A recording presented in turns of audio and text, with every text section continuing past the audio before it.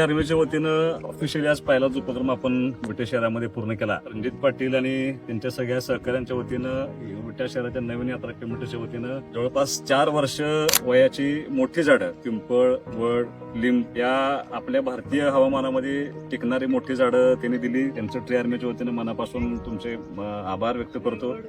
आणि पहिलंच आव्हान आम्ही केलं होतं की ज्यांना श्रमदान करायचं आहे सगळ्या मंडळींनी ह्या ट्री आर्मीच्या उपक्रमामध्ये सहभागी व्हावं. आणि मला सांगायला खूप आनंद आहे, लहान मुलांच्या पासून तरुण वयोवृद्ध सगळ्या माझ्या माता भगिनी खूप मोठ्या संख्येने या ठिकाणी आल्या. आणि ही 52 झाडं अत्यंत चांगल्या पद्धतीनं या ठिकाणी आज आम्ही त्या झाडांचं वृक्षारोपण केलंय. मला असा विश्वास आहे की सगळ्यांच्या सहकार्यातून ही झाडं मोठी होतील, या झाडांचं व्यवस्थापन केलं जाईल, संगोपन केलं जाईल. आणि भविष्यामध्ये इथून पुढच्या काळामध्ये ट्री आर्मीच्या माध्यमातून खूप मोठं प्लांटेशन आणि त्या झाडांचं निगा राखणं आणि जोपासणं याचं काम खूप मोठ्या पद्धतीनं या मतदारसंघाने सगळे माझे सहकारी, सगळे माझे युवक मित्र जे ट्री आर्मी मध्ये समाविष्ट आहेत ते सगळे या ठिकाणी मला मदत करतील. मी सर्व ट्री आर्मीच्या वतीने मी तुमच्या मनापासून तुमचे आभार व्यक्त करतो. माननीय आमदार भाजबा यांच्या मार्गदर्शनाखाली व अमोलदादांच्या मार्गदर्शनाखाली ट्री आर्मीच्या माध्यमातून आज आम्ही या ठिकाणी वड, पिंपळ व कडुलिंब अशी एकूण 52 झाडे लावलेली आहेत. तरी आपण या ठिकाणी सर्व विटे शहरात व तालुक्यात सर्व युवकांनी मोठ्या प्रमाणात ट्री आर्मीच्या माध्यमातून